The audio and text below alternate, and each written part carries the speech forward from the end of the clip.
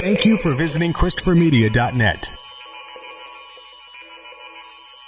Christopher Media, let's make some noise. Welcome to Beer Nuts, a weekly excursion into the world of craft beer, brought to you by MichiganBeerGuide.com. And now, here are the Beer Nuts. Okay, everybody, welcome to another exciting edition of Beer Nuts. Tonight we have episode 115, Autumnal Libations. Beers suitable for drinking in the fall season that we're well into now. So, I'd like to introduce tonight's Beer Nuts. We've got myself, JR, here in Grosse-Ile, Michigan, along with Uncle Pete. Welcome, Uncle Pete. Cheers to autumn, everybody. And we have Doug out, also in Michigan. Yes, happy fall, everyone. And from Springfield, Missouri, Lieutenant Dang. Happy Beer 30, everyone. All right, happy Beer 30 is right. So before we start the show, got some really nice libations to enjoy here, including an autumnal mead. Of course, somebody might have heard that recently on a certain commercial. But it's going to be a good one, and we got a great grand finale. Uncle Pete hit the jackpot the other day and drove to Kalamazoo and had something real special and some great beers in between from here and there and afar. So for tonight's quote of the week, it's going to be short and sweet. Tonight's quote of the week is, always buy a bigger bottle than you think you'll need. Better to be safe than sober. So buy a bigger bottle than you think you'll need. Words to live by. Amen. So, all right, let's get it started here. So everybody crack open a cold one wherever you are. We're not pretentious. The Beer Nuts just enjoy spreading the gospel of good beer to good people. So let's get right into, and for this episode, we're actually going to start with that autumnal mead of legendary commercial legends. So, Uncle Pete, would you mind opening this bottle? It's in a cork. This bottle is near and dear to my heart. One of my favorite meaderies. There you go. Melavino Meadery out of Vauxhall, New Jersey. Meadery dear and close to my heart. I've done a little bit of contract work promoting their brand, so full disclosure there. But when I think of fall and the harvest season, apple pie comes to mind. Apple harvest season. So this particular mead is called Nice's Pie. It's a sizer. It means it's a mead. Mead is basically wine distilled or fermented from honey instead of grapes, for those of you that don't know much about mead. This particular item is a seasonal, produced every year. It used to be around the holidays. The mead maker decided to release it on Pie Day, which is in March now, but I had one of last year's, and it's delicious.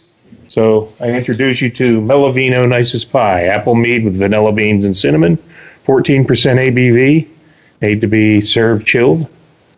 And it says, pour yourself a slice on the bottle. So when you think of autumnal libations, apples. So I just, Uncle Pete was kind enough to open the bottle and pour it. It's a nice, looks almost like a glass of white wine, like a Chardonnay or something, but it's certainly more fruity and sweet than that. It's got a really nice apple aroma. You can smell a little bit of touch of cinnamon, not overpowering, but just a little bit. I don't really smell the vanilla, but let's see if we can taste it. So I'm going to take a sip here. Oh yeah, it's wonderful. It's tastes a little bit like spiced apple, little apple and with some cinnamon. Just enough vanilla out there to smooth it out. So it's like a nice little concert, but as you would guess, it's sweet but not cloying sweet. Melavino's meads tend to be, slightly on the dry side compared to some others that are cloying sweet. But this is a treasure. It comes out once a year. This is the last bottle I have from last year's batch. So until March, this will be last time we'll get to enjoy this. Those of you in New Jersey, look for this. It'll be on sale. It'll be released on March 14th, which is Pie Day. the next batch of this. Maybe you'll get lucky and find some that's still out there. I'm pretty sure that the... Yeah, I thought it was very smooth. I think I got dropped. Oh. I thought it was very smooth and... Hold on. Yeah, you might want to just pause, edit here, Chris, and JR, if you want to start over with the mead, because you got cut off. I think we got cut off. How far was I? Oh, now I got video. I don't want that. Yeah. Ugh. I think it was just right there at the very end you got cut off. I heard most all of it. Somebody's missing here. Okay. Hello. Yeah, I got you back, but I don't. Dan, are you still with us? Yeah, I'm here. Pete, are you back? I've been here, yeah, just on mute. Okay. I don't even... When did get cut out? When you got about halfway through talking about the mead and you cut off. You don't remember like how far I went into it? Should I just start completely over? Or? Yeah, I'd start again with the mead. Okay. All right. Well, Chris, whoever's editing, just let's restart the review of the mead. All right, everybody. We're going to review our first libation of the evening. We have a perfect libation for the fall, Melovino Nicest Pie, Melovino Meadery from Vauxhall, New Jersey, northern New Jersey. One of my favorite meaderies, near and dear to my heart. Full disclosure, I have done some contract work promoting this brand in Michigan, but I promote it because I really enjoy their creations. And this is one of their seasonal offerings called Nicest Pie. It's an apple mead with vanilla beans and cinnamon. So let's get right into this. Uncle Pete was kind enough to use a corkscrew and pull the cork. Comes in a 500 milliliter bottle. It's 14% ABV and is meant to be enjoyed well chilled. And a little note on the bottle says, pour yourself a slice. So think apple pie here. It pours a nice golden yellow, very clear as can be. Almost looks like a glass of Chardonnay, but it smells far from it because I smell honey, not grapes, because mead is fermented from honey and not grapes. Wine is fermented from grapes. So the base of this is apple. So this is a sizer, made with cider. Apple mead, and there are vanilla beans and cinnamon here. Now on the nose I get the cinnamon, not so much the vanilla. But let's go ahead and take a sip. It's delicious. It's sweet but not cloying sweet. You know, kind of like that honey sweet. Melovino tends to be a bit drier than a lot of other meaderies. It's just a really, really lovely blend of flavors. You know, the cinnamon, apples, and just enough vanilla to mellow those two flavors through. And I've had this before, and I really enjoy it. It's really good for this time of year. It's getting chilly out. The 14% ABV will warm you up. Be a good thing to have when you're out in the garage brewing. So I'm going to let Uncle Pete chime in. What do you think, Pete? You know, it's got a beautiful color. Like you said, it looks like a Chardonnay. It's very well balanced in my view, you know, and like I've had anybody out there that's listening and maybe you've had apple pie moonshine, right? Very rough around the edges, just like bold in every way. It burns. It's got a lot of cinnamon. This is on the other end of that spectrum where it's much more mellow. It's sweet. It's balanced real nice. It's not overpowering on the cinnamon. The apples, immediately the apple flavor hits you. And, you know, I think it just is very smooth and sweet. The vanilla has done a great job back there, just kind of pulling everything together. It is very pleasant, very enjoyable. And I would love to have some more of this. So good pick for the autumnal. Well, we had to have an autumnal mead, and I assure you, if you pick up a bottle of this, you will not be thrown in the stockades. It's delicious, and it will be a crowd pleaser if you were to serve it to guests. So Melovino is available in the state of New Jersey. This particular mead will be released on Pie Day in March. This for the first year. Up until this year, it was always released during the holidays, but it was actually a challenge to get the apples, are harvested in the fall, and then by the time the mead is ready and produced, it was a challenge to have it ready for the holiday season. So rather than pressure the meadery every year to do that, the decision was made, hey, it's nice as pie. We'll release it on Pie Day. So the apples are harvested this time of year, and this is the last bottle I have from last year's batch. You probably won't see this for sale until March, but hey, when it comes around to Pie Day, be looking for this in the New Jersey, Michigan, and I believe Georgia and Florida are other markets that Millavine is distributed. But and if you ever get a chance, northern New Jersey, near Newark, not too far from New York City, pay the tap room a visit. They have outstanding mead bar, open on the weekends, and they have a lot of session meads that are around 6-7% carbonated meads to do some great things. They make a peachy Palmer and like various Arnold Palmer style meads, with half iced tea, half lemonade, and some peach flavors, and a lot of fruity stuff. And their everyday offerings in Michigan, look for Midnight Jack is a blend of 4 dark fruits that's the best seller. It's outstanding. And there's also my personal favorite, Murder of Crows, which is blackberry mead with peppercorns. It's outstanding. So enough of plugging autumnal mead here. I think it's time that we go into some beers. So I'm going to turn it over to Dugout, who's got a traditional autumn beer that I think you all are going to enjoy. All right. Well, thanks, JR. It's good to be back after kind of a hectic last bunch of weeks with work schedule and traveling and basically running myself into the ground. So I'm back for a while, and it feels good to be home. So nothing says fall like pumpkin, and I know I'm in the minority here, but I've got a very enjoyable pumpkin ale. It's called Pump King, and it's from Southern Tier, and actually it's Imperial Pump King. This one comes in at about 8.6% ABV. It's pretty low in hops. Let's see what the actual IBU rating is, but it's very low. I'll just read from the side of the bottle here. Pump King is an ode to Puka, the mythical Celtic horse beast said to entice careless travelers onto its back and take them on a wild, terrifying night ride through the forest. It's a journey from which they return forever changed. Pour pumpkin. Oh, this writing's so small.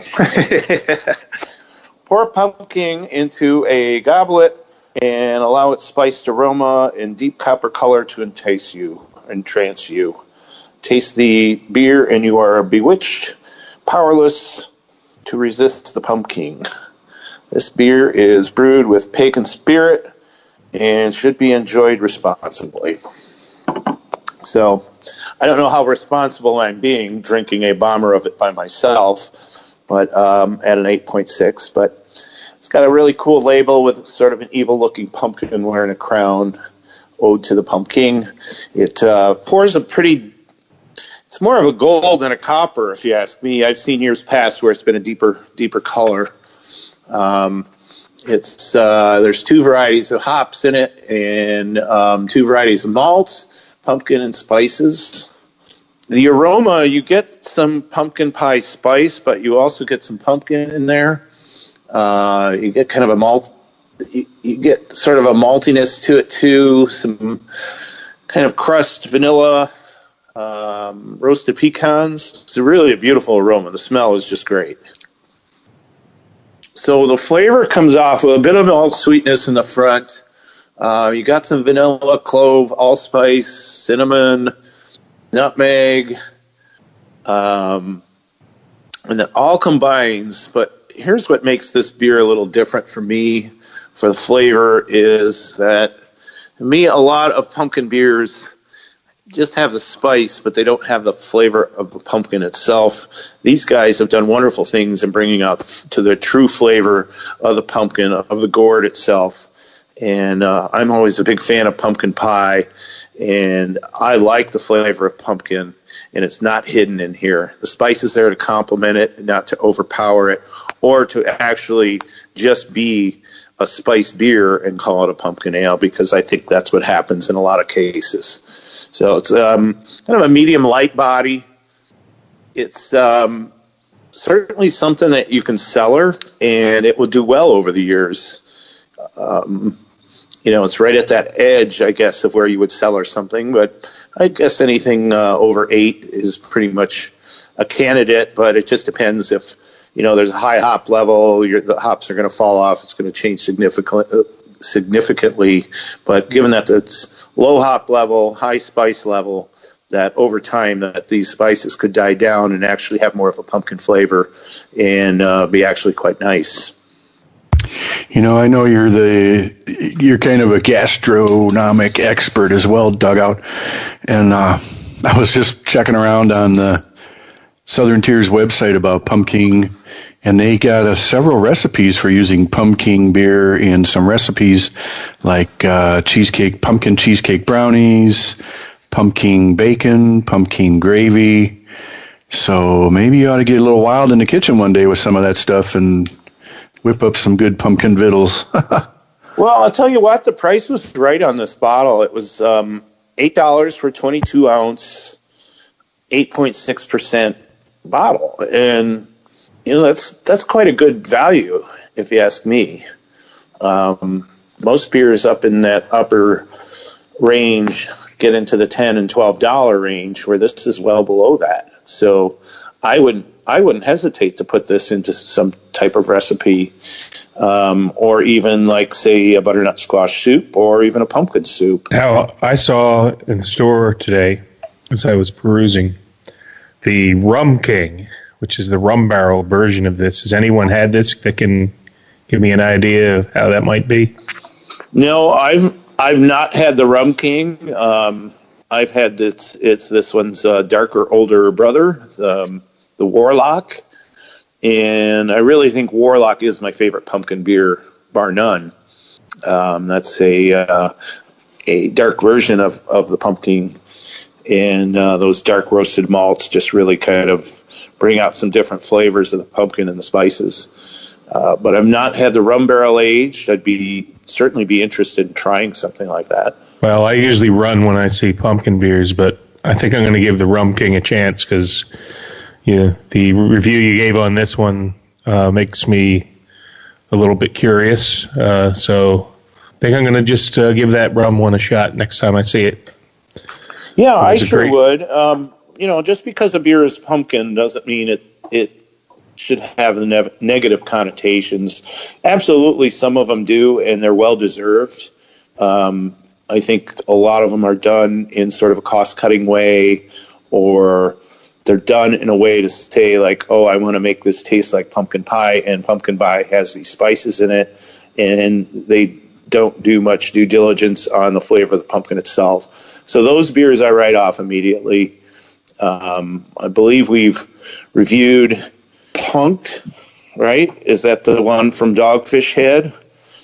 That one's outstanding, I believe, and they do a different twist on it. They hop up the pumpkin ale, but you can still taste the pumpkin in there. I haven't had that one, but I think I'm going to just go on your recommendation and take it one step further and pick up a bottle of Rum King and see where that takes me. I've pretty skeptical on pumpkin beers, but I have heard from more than one source, including your review, that the Southern Tier is one of the top offerings. And I have been to Southern Tier. I really enjoyed my visit there. So looking forward to trying the rum version of that. So thanks for enjoying it. I was going to say for taking one for the team, but it sounds like it's I'll gladly do this beer. When I saw it, I almost had to go to another store. I just wanted to get one stop in, and I was having a pretty hectic day, and traffic was bad today as it was. So when I saw it, I thought, no, that one's it. I don't care what anybody thinks about pumpkin beers, because I know that this one's a winner. And, I'd certainly challenge anybody to try this one and tell me that it's not a good beer. I just, it's not for everybody. Obviously, the spice level is kind of high, but the pumpkin flavors there. It's what a pumpkin beer is supposed to be. I know they also offer, and maybe you mentioned it, Doug, forgive me if I didn't hear you say the words Warlock, but they do have an Imperial Stout with pumpkin in it. Correct. Yeah, I did mention that one as its older brother, or as its other brother, and So that beer is outstanding as well. Really if you outstanding. like a slice of pumpkin pie, that instead of having a cup of coffee with it, have a glass of Warlock. Absolutely. I guess for some reason I'm into food pairings with the beer tonight. All right. Well, thanks for that. Let's head west outside of Michigan and down the road to Springfield, Missouri, to Dan Geis, affectionately known.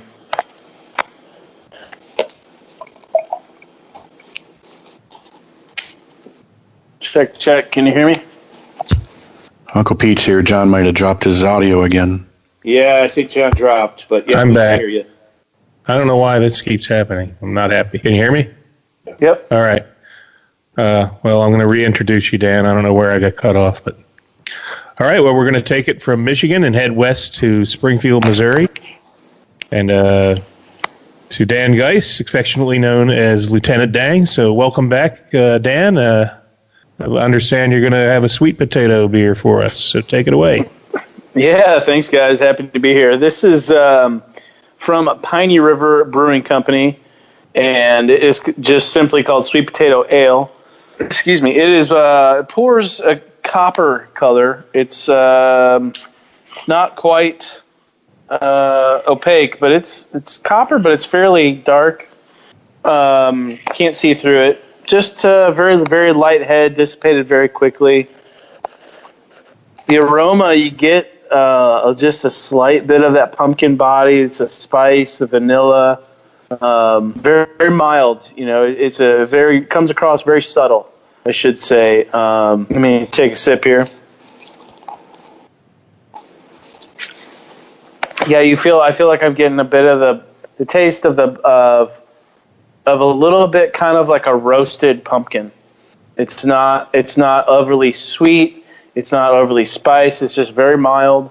And what I like about this is that I love stouts and I love pumpkin stouts and different darker beers, but this is a very light, drinkable beer. It's only 6.2%, I think, 6%.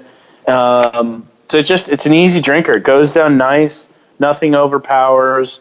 Nothing is in your face and says, "Whoa, here I am." You know, it's a nice, easy drinker. It's nothing that you're gonna give to someone and it's gonna be offensive. I feel like this is a good beer for people to try that haven't had anything crazy but want to step out and try something different. Maybe they're not drinking that Bud Light beer that they saw in the commercial, but something different. So this is definitely a good one. And Piney River, I think I've mentioned them before in a different review from a different beer, but it's worth mentioning again. They are on their family farm where they completely repurposed the old barn that was there into the brewery. It's just magical. It's one of a kind. I mean, you can be up there on the deck of the tasting room looking out amongst, like, in the middle of a farm practically, cows and fields all around. And then they've added on, they've done a huge addition, huge production brewery that also looks just like a barn. It's a cool place. I mean, you drive down gravel roads and you go literally over cattle gates, which if you don't know what those are, they are big, huge bars that are built into like a gravel road so that the cows cannot walk over them because their hooves would drop straight down through them. You can drive over them just fine in any wheeled vehicle. They're like a big rumble strip. Yeah, like a big rumble strip. So it's a magical place in the middle of freaking nowhere, Missouri. If you're rolling through this way, it's definitely worth a stop. So, and they always have good kind of jam, rock, folksy, bluegrass music playing there on the weekends. It's a good time. So, Piney River, one of my favorites. I want to thank you just for a moment for explaining those grates. I just took a trip around the country and I crossed. The cattle gate. Yeah, I crossed. I just went over dozens of them. And I'm like, what the hell? What are these? Yeah, thank you. They can't walk onto them because their feet will get stuck. Yeah. Okay. And they just won't walk onto them. The things you learn when you're drinking. Flat foot. I like learning when I drink. I should drink more so I could learn more. Well, I'm a Chicago transplant. I grew up in the burbs, and I moved down here in the middle of high school. So I, too, went through the learning process of what in the world is this? John, you can quote me on that in the next week's show. Drink more so you can learn more. Quote, Uncle Pete. There we go. And that'll be next week's quote.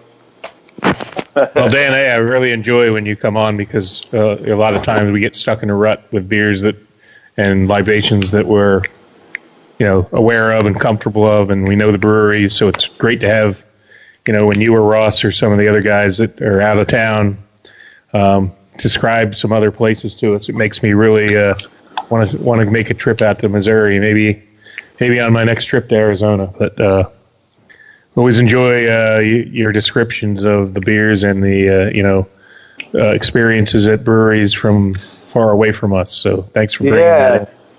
Well, I wanted to try something different as far as for what I share with the show. Normally it's something hard to get, rare from Side Project or American Slayer or whoever. So is this the good old 6-pack beer you can pick up in any grocery store around here?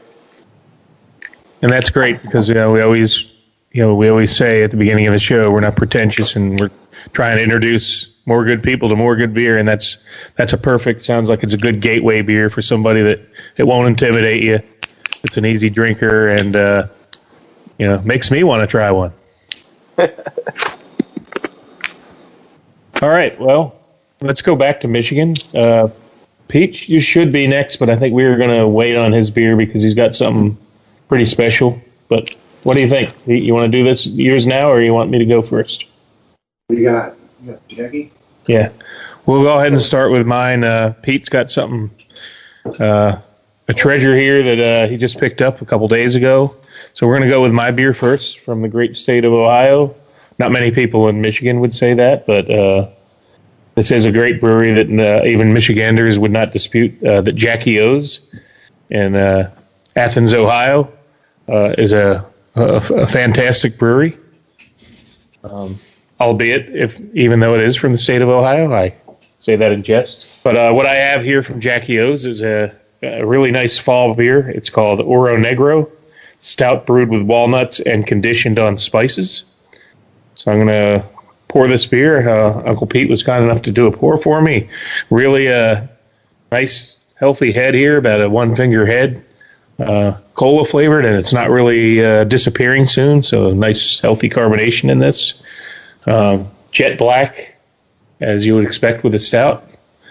Maybe just a very slight, maybe not jet black, just one shade under it. But so I can smell a lot of roasted malt, roasted barley. Not really smelling the walnut smell, but I'll bet you that comes through more in the flavor. So let's take a taste of this. And they also make a barrel-aged version of this, which I believe we may have already reviewed a long time ago on a previous episode. But this is a nice, roasty stout with that roasted barley, just comes right at you.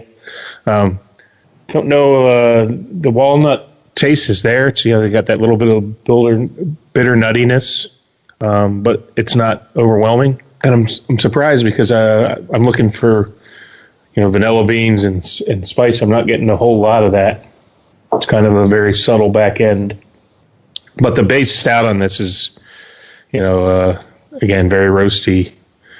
It's smooth as silk, a little bitter after having, that a little bit of the mead, the honey mead. So probably should have cleansed my palate with some water first.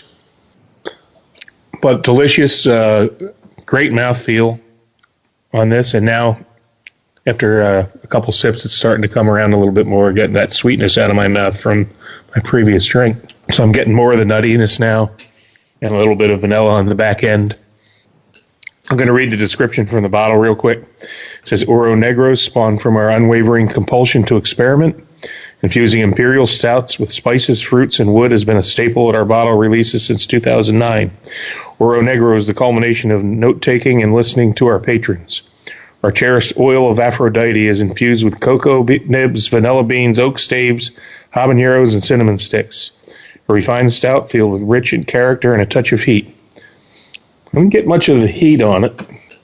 We're going to let Uncle Pete, he's looking at me like, hey, give me the bottle. So I didn't get much habanero on it. I think this has been in my cellar for a few years, so maybe some of those flavors may have faded with aging, but it's certainly a delicious stout with a great mouthfeel. The flavors are a little subtle.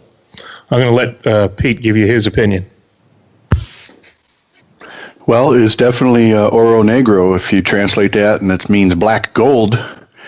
I wouldn't necessarily say Texas tea because I don't think Jaxie O's is in Texas, but it is a very black. Can't see through it really.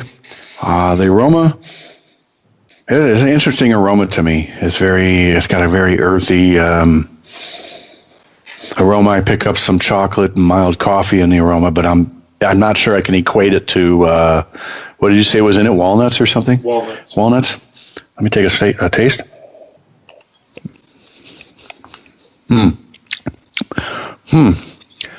Yeah, I guess so. I mean, it's got a dry, a sweetness, but it's a dry beer.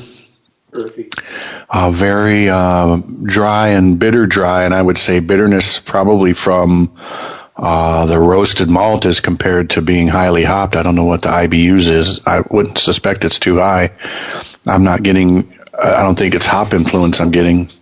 But I know when I eat walnuts, right, they dry my mouth out, and I do get that tightness in my throat when I eat walnuts. Even though I love them, I still eat them, even though I get choked up a little bit. But no, this is a good beer. It's different than most stouts I've had, so it's very unique.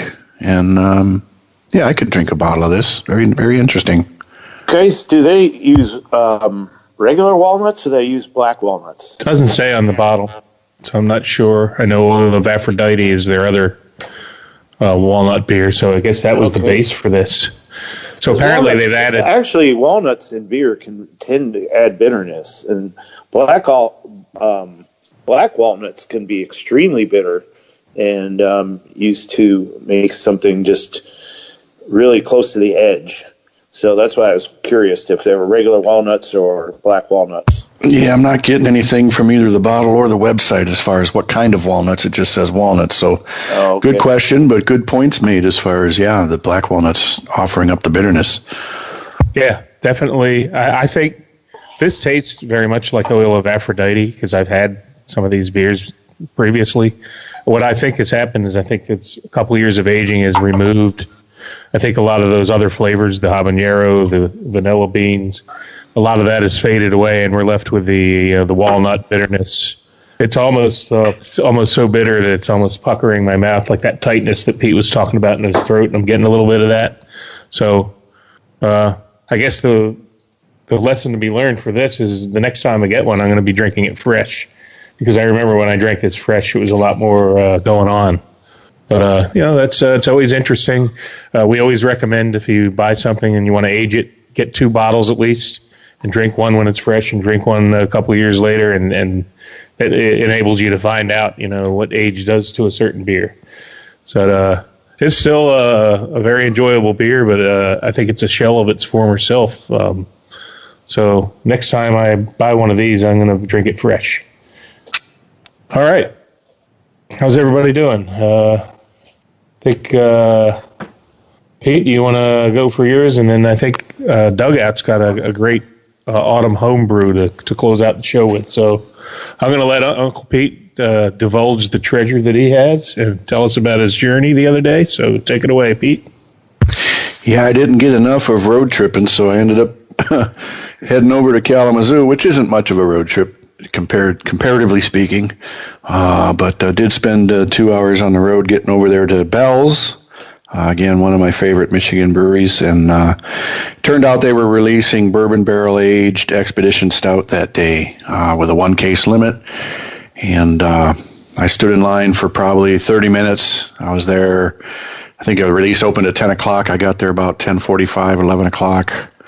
And there was maybe 40 people in line. So it was a pleasant day, sunny day, great day to be out there with all the other enthusiasts and chatting it up. And kind of I did spread a little bit around about the beer nuts to a few of the folks in line. So hopefully we get some more listeners. But anyway, back to the beer. This is a Russian Imperial Stout, aged in bourbon barrels. I think it's aged for 12 months, it says. And I mean, just the regular Expedition Stout, if you ever had that, is a very good beer in its own right before it even gets to the barrel aging. So to take a very good stout that's, very popular and to take it and put this 12-month spin on it in the bourbon barrel is just adding another layer of complexity and a layer of joy. But let me share some here with JR so he can start sniffing on it, and I'm going to get going here on it. So I did pick up my full allotment, a case, and shared a couple 4-packs with JR, and got a few at home that I'll be cellaring, but I also am drinking a few while they're fresh. And that's the nice thing, too, I think, about these kind of beers. A beer like this at 13.5% ABV and a high original gravity should be able to stand up to some long cellaring if you do it right and keep it dark and a nice low temperature, keep them upright. And I think they'll be enjoyable for years to come. So with my luck, I've also got, I think, last year's barrel-aged Expedition Stout, so I can start setting up a couple years worth of verticals here to start seeing how they compare. But anyway, poured a nice deep black, very rich tan head that kind of dissipated fairly quickly. The aroma is very, very pronounced, full of, it smells like, to me, like sweet molasses and dark fruit. It's just very complex. I'm picking up chocolate and a lot of wood in there. Let's take a sip. This one I've already let warm, actually.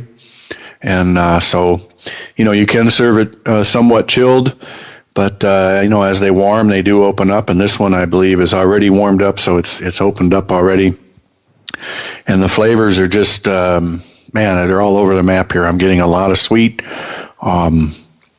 nice sweet fruits in there as far as like raisins, sticky kind of dark fruits, raisins and jammy, even, I don't know if I'd say pruny, but just stuff that has sweetness like a molasses kind of a sweetness. Very, very influenced by the bourbon barrel.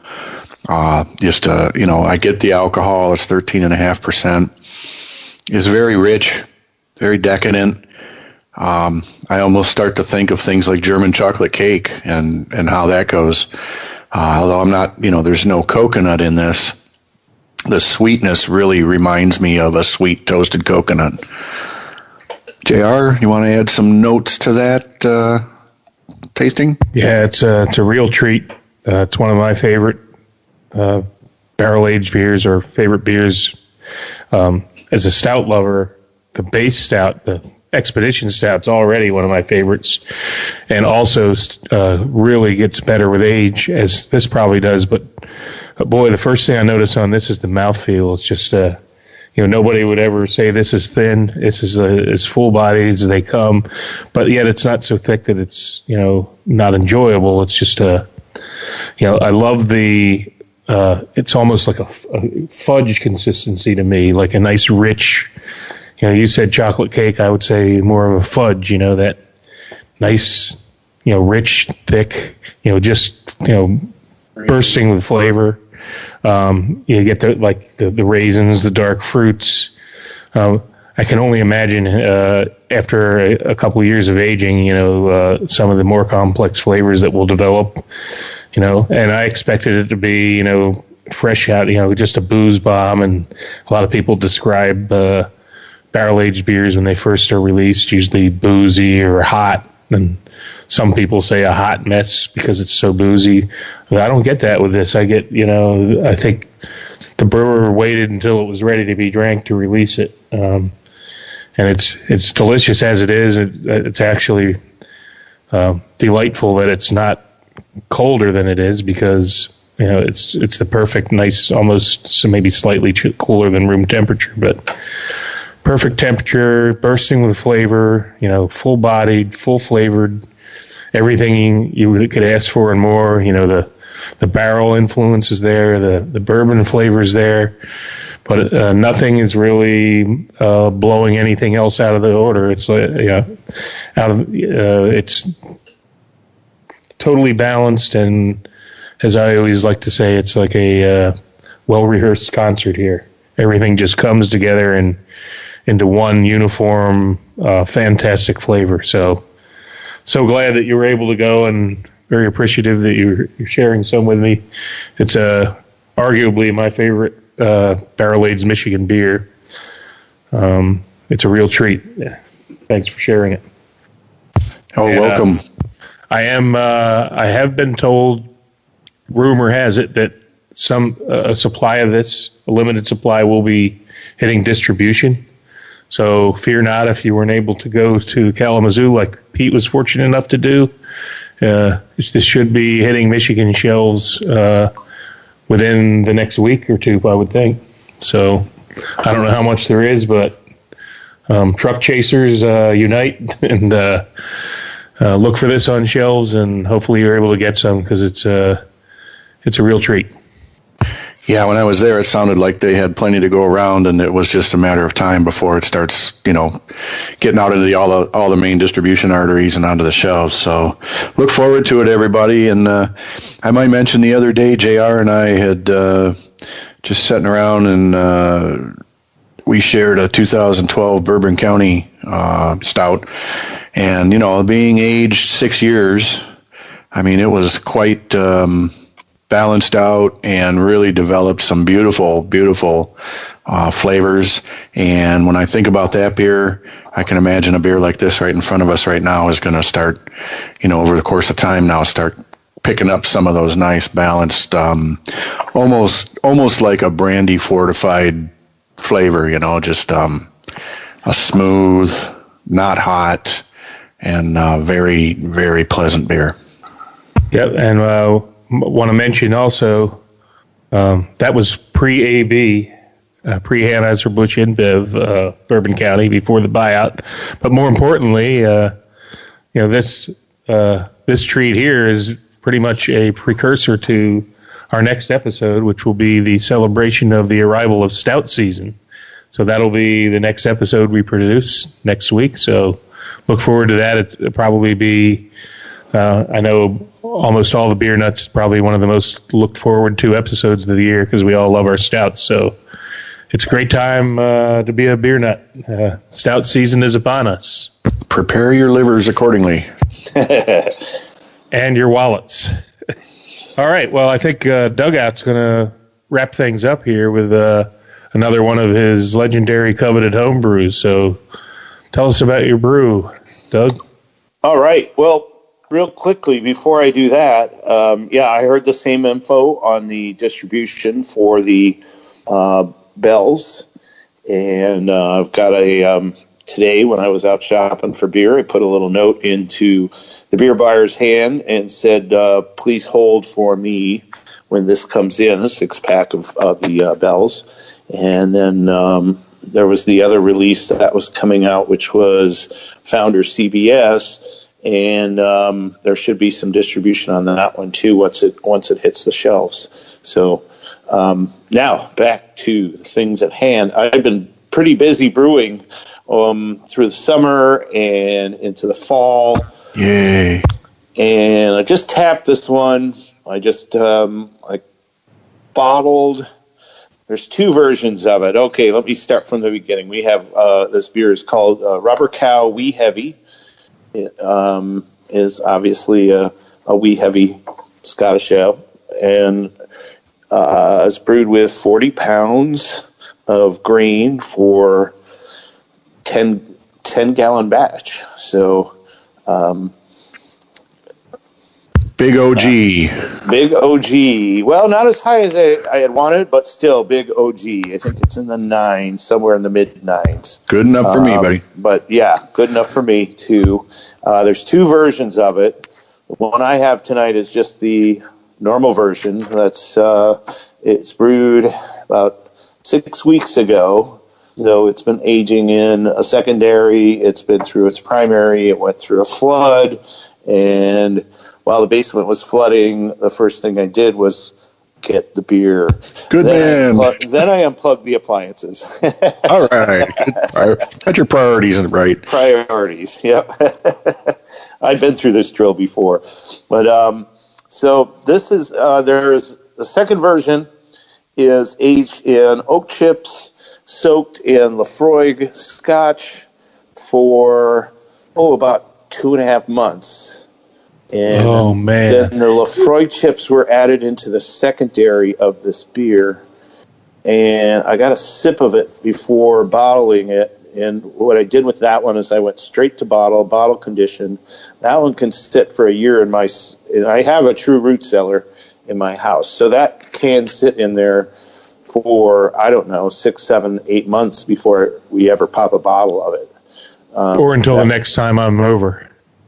Yeah, I mean, there might be one come out then, but for the meantime, I've got the regular version. So I'll get into this one. It's I brewed it with my brewing buddy, John Golden. He had the recipe. He's done this beer before, but he's always been a brew in a bag kind of guy and decided to take it all grain through the all grain mash process. So we did a 10-gallon batch, and JR, you and I have done a 10-gallon batch before in my brew kettle. It's a 15-gallon kettle. That stuff gets right up to the top. And while you're doing the boil, at least at first, you got to be really mindful not Pay to let attention. Boil all over the frickin' place. So I got it. that one went well. The hops in it are Styria and Goldings and Amarillo, of all things. But the hops are meant to age out through the entirety of the aging process, even though, like right now, it's perfectly good to drink. And I'm going to tell you, the color on it, and now it's still got a little more carving to do. So to be fair, the head will be there on the beer. The color is just the most beautiful dark copper. It is crystal clear. You can see right through the beer. Pulled a few glasses off ahead of time, and there were a few floaties in there, but those are all gone. The nose is pure caramel and like burnt sugar, and just what you think of when you think of a heavy malted, kind of darker malted beer. Now, the first sip, you really get the sweetness of the malt and the caramels, but there's also a nice kind of bitterness that comes in from the Amarillo hops and sort of a fresh hop taste to it, which is making it really drinkable now. And as I said, it was built to age, so that will fade a little bit over time in some of the older ones. But man, drink it now is just, it's hard to let it sit in that keg and not just pour a big old pint glass of it. Really looking forward to getting the bourbon barrel age, or not bourbon barrel, but the Scotch aged oak chip version out. And I got another one in the works. There's a porter, brewed a Baltic porter. Did a little bit of water chemistry on that for the first time. And that one there's 2 versions of that one, another 10-gallon batch. So one batch is aged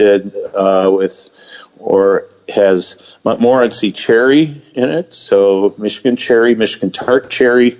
And then there's a secondary version that is just going to the rest of those Lafroig chips that had sat an additional month.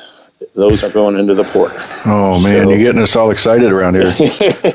So there's good stuff to come. I mean, I've got this one. I think it's awesome right now.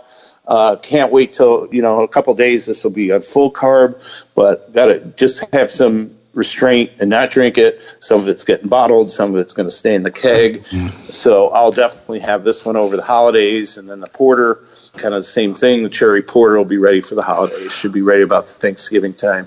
What kind of ABV did you get on this Wee Heavy?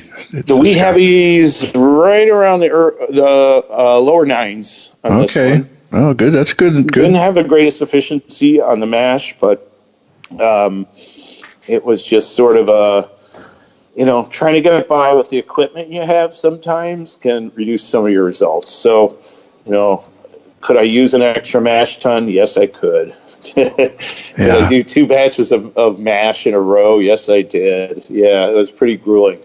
And it was hot out that day. And we probably, between John and I, lost 10 pounds of just dripping off sweat and drinking beers. And but we got done what we needed to. I mean, is these the same as Scotch ales? The Wee Heavies? Yeah. Like a Founder's, the dirty bastards. Yeah, JR, you can explain this one a little better, the difference between the Scotch and the Scotch ales. Yeah, when you hear Scottish ale, it's generally a lower ABV. If you ever go to Scotland, they like to drink like all day long. And if they were to drink a Scotch ale or a Wee Heavy, that is the higher ABV. Or they also are known as export. Export is a stronger. But the Scottish ales go by shillings. The smaller the shilling, and it goes back to where they used to tax the beer on how strong it was. So I think there's like a 40 shilling, 50, 60 shilling, 70 shilling. So when you hear the shilling, that's usually a lesser, same, nice malty beer, not a whole lot of hop influence.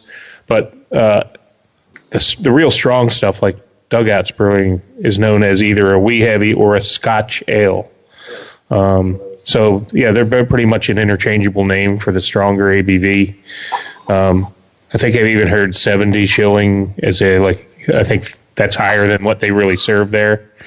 So that's like an in-betweener. I know I brewed one that didn't quite get as strong as Doug's was, so I just called it a 70 shilling. But that's the difference. Scottish ales are lower, more sessionable beers that you can drink all day. Wee Heavies, if you drink those all day, you will be sleeping by dinner time. So that's the difference. But I love a good Scotch ale, a good, a nice malty. I like what age does to the stronger malty beers. I can't tell you how excited I am to one day try that Lefroy chip one, because when I was in the liquor business, I sold Lefroy, and I developed a good palate to enjoy that. It's not for everyone. Some of the, there's different styles of scotches, and I'm not going to get into a big sermon on scotches, but, some of that stuff's an acquired taste, and Lefroy's kind of up there, and one of those, you got to develop an acquired taste for it, but it's, for somebody like me, it's delightful. So I think we need, if we haven't done it already, I'm trying to recall, but maybe we need a Wee Heavy Scotch Ale episode.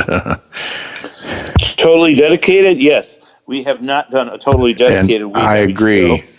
And there are plenty out there. We did a mixed show with Scotch ales, but not a Wee Heavy. So that's got to be up on the docket. Yes, sir. That's just came to mind. Well, it's that time of year, and we'll put that on the docket for sure. And we'll also hopefully you'll have a nice holiday party during the holidays for us to come enjoy some of that stuff. Although I'm not sure how long kegs last at your place, even something this strong, because the beer's good. It doesn't last long at Doug's. Well, no, but the bottle versions, and this is where I've gotten into restraint, or practicing restraint, is the bottle versions now just go into the cellar, and they sit there, and I sort of leave them alone. And if it's on draft, hey, fair game. If it's bottles, no, just, that's for company. Yeah. And where's the key to that cellar? Darn it, I forgot where I put it. There's no key. I forgot where I put it, yeah. That's a dilemma. Pete and I will be glad to be your company anytime this holiday season, so keep us in mind. Well, maybe we have a future holiday episode coming up where we can all just kind of get together and come back over the house and do one of those patented fun Doug episode houses, or Doug's episode of Doug's House kind of show. Amen. Always a good time when we're able to all get together. And, well, that was quite an autumnal episode. We kind of started with the autumnal mead. And then we went into some other things and came out of it with, some heavies. Some heavies. Nice prelude to next week where we celebrate the beginning of stout season. Hopefully, Lieutenant Dang, hopefully you'll be able to join us. I know that you've got some great stouts, particularly from Mother's Brewing, some of my favorites that you've managed to share with me. Oh, yes. Winter Love to have you Grind. on next week. Winter Grind just released today, or this week. It's by far their number one selling seasonal beer they do. Well, love to have you on next week if you can make it. So thanks for joining us from Missouri, as always. And any final comments, anybody, before we go to Mexico City? Well, yeah, I did, and typically we'll do, or I do have a comment. Typically we'll do a hipster tipster, and I just wanted to mention one quick thing. It's very local for us, and really with a heavy heart. October 15th, Falling Down Beer Company, which located out of Warren, and I believe they have another they had another location in Oxford, just put on their Facebook, "Hello everyone.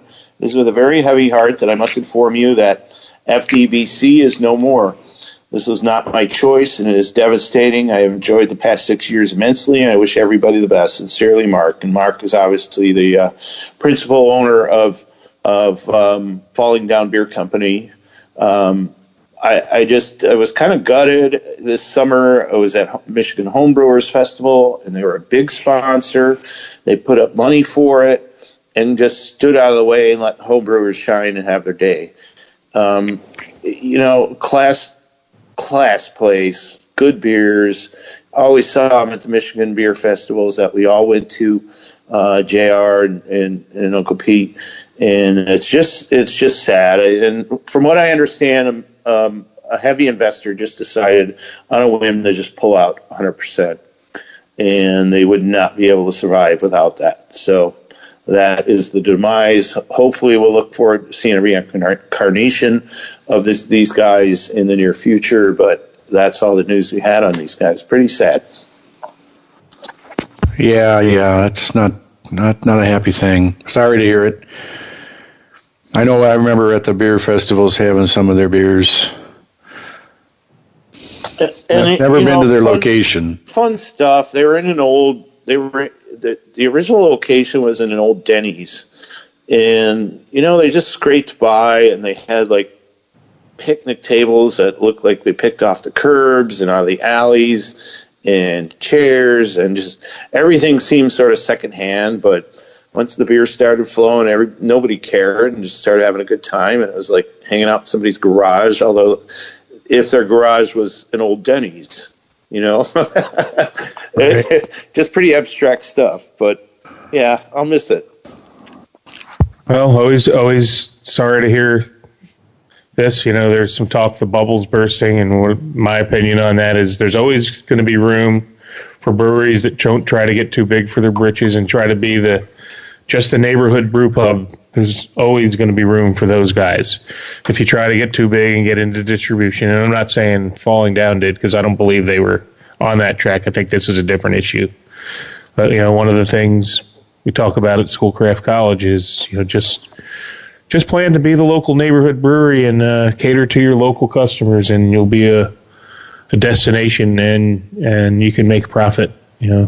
Beer can be profitable when you don't have to sell it to a distributor who has to sell it to the customer. I mean, so keep it simple, and we applaud all brewers from all walks of life in all areas.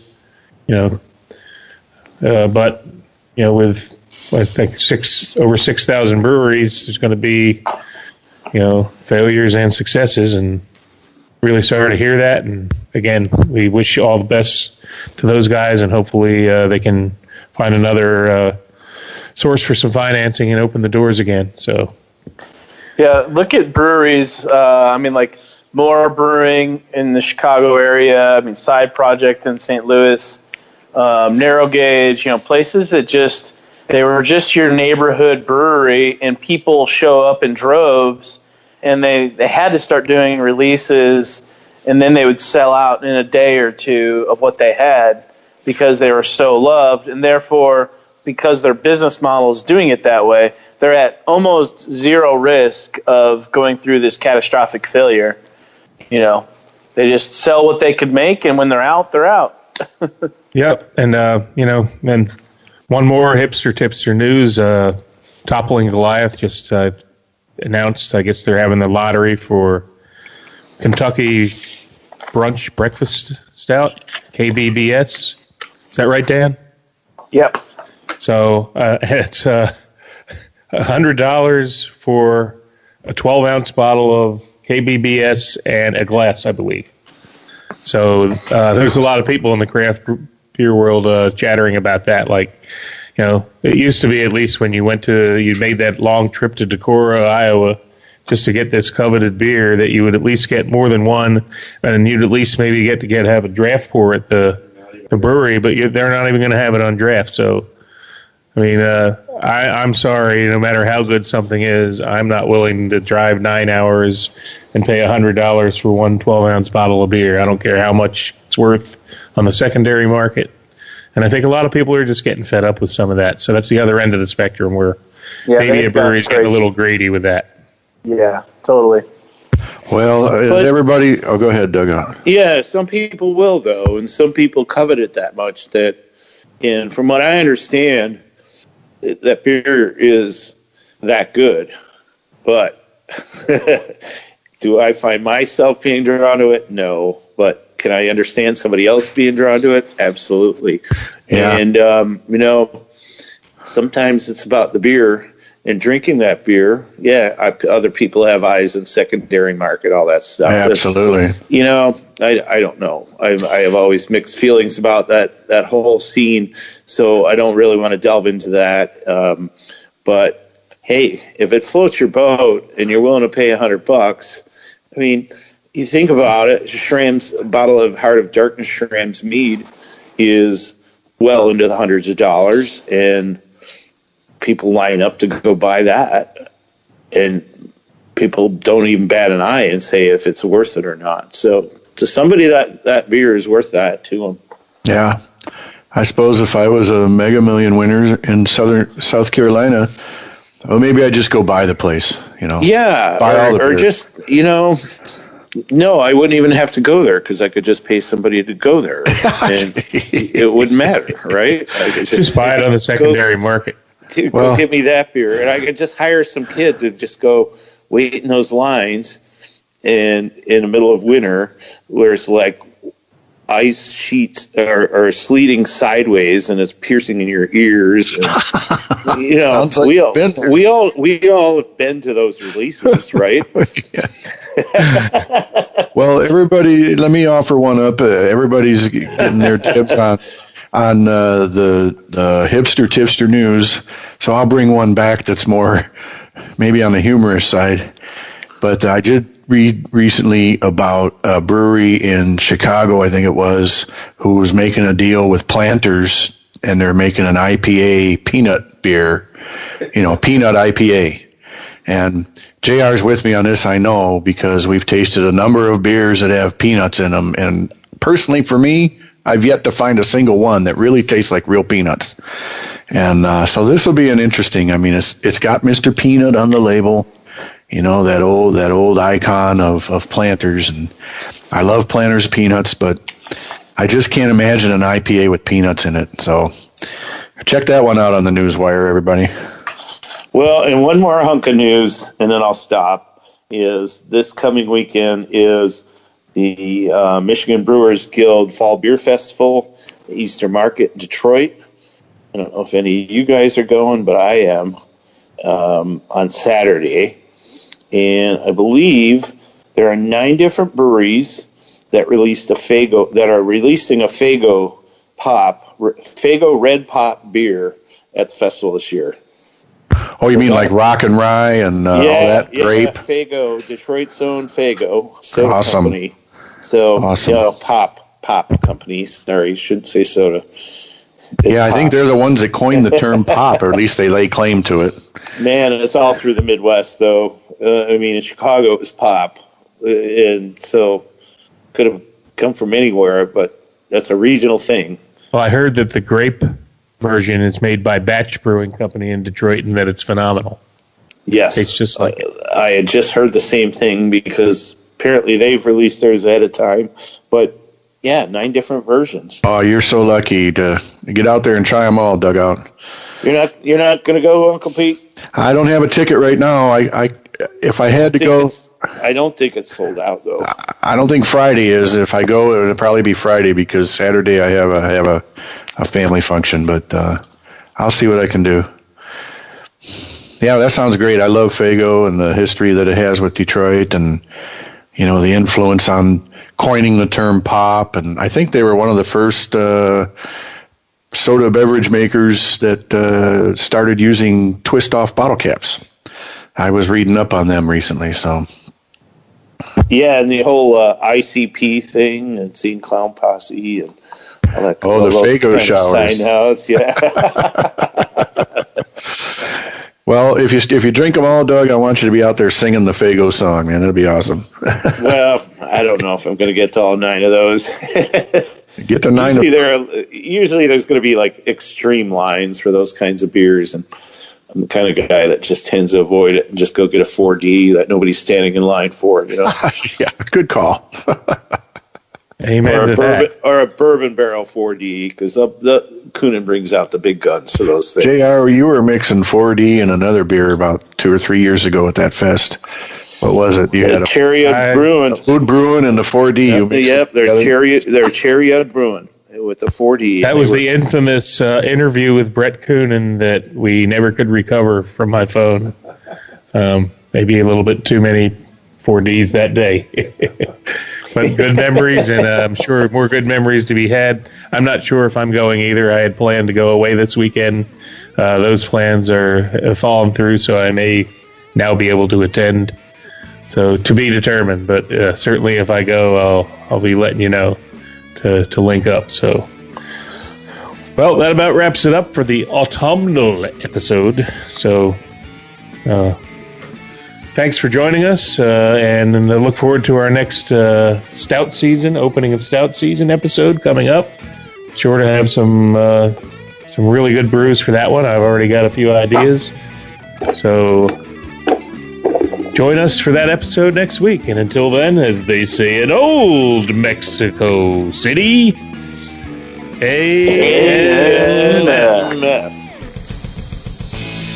If you like this show, please tell a friend. Please follow us on Twitter and like and share us on Facebook by searching for Christopher Media. You can subscribe to all ChristopherMedia.net shows for free on ChristopherMedia.net. Please make sure to rate and comment on all your favorite Christopher Media shows. Thank you in advance for supporting Christopher Media by clicking on the PayPal button and by clicking through to all the sponsors who support ChristopherMedia.net. Thank you for visiting ChristopherMedia.net, and thank you for listening. Thank you for visiting ChristopherMedia.net.